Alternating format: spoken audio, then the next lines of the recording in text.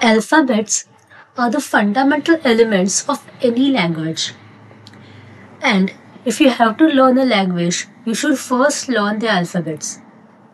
Let us now study the Sanskrit alphabet and its pronunciation. The Sanskrit alphabet is called as Varna.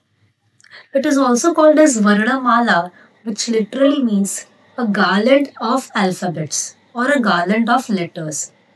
The Sanskrit alphabet is divided into two main types.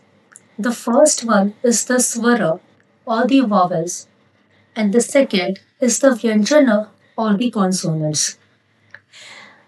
There is another type which is called as Swarashrita or vowel based sounds.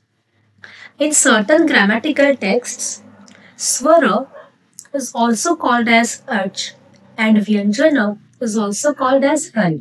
Let us now first look at the vowels. A, A, I, E, U, U, R, R, R, R, A, I, O, O. The vowels which you saw just now are further divided into three types. Rasva or the short vowels, Dirgha or the long vowels, and Pluta or the prolated vowels. The Rasva vowels are those which require very little time for their pronunciation. Dirgha vowels are those which require a little more time for their pronunciation, and Pluta vowels are those which require the maximum amount of time for their pronunciation. Now, if you look at Sanskrit language in general, we mostly use Rasva and Dirgha vowels, whereas Pluta is rarely used. It is only used in spoken Sanskrit or in Vedic Sanskrit. Let us now look at the examples of each of these types. The Rasva vowels are A, I, U, Ru, and Ru.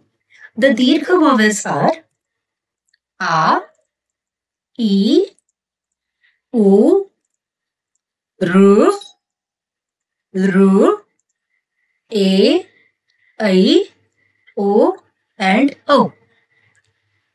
If you look at the first five Dirgha vowels, you can see that they are connected to their respective Rasva vowels.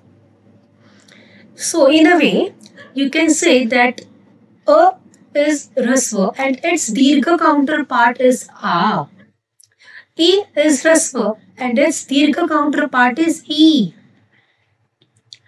If you have noticed, you can clearly see the difference between the time taken for the pronunciation of Rasva and Dirgha vowels. Let's see. A and A, I and E, U and U, Ru and Ru, Ru and Ru. Now, A, I, O and O do not have their Rasva counterparts. So they are independently Dirgha. Now, let us look at the Pluta vowels. Pluta vowels are nothing but the elongation of the Dirgha vowels.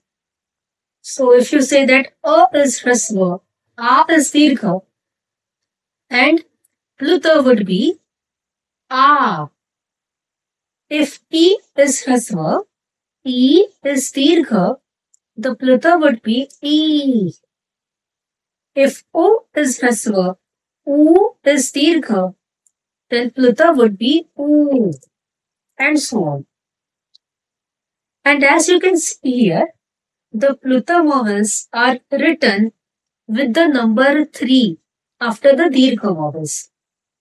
Now, this is the way you write a Pluta vowel. So there is no separate way in which you can write the Pluta vowels. You just have to add the number 3 after it. So these are the vowels.